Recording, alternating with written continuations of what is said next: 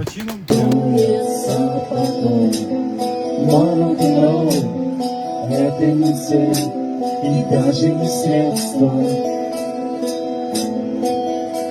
Не новое, а заново, один и об одном.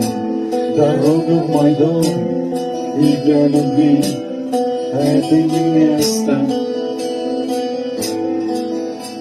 Прольются все слова, как дождь.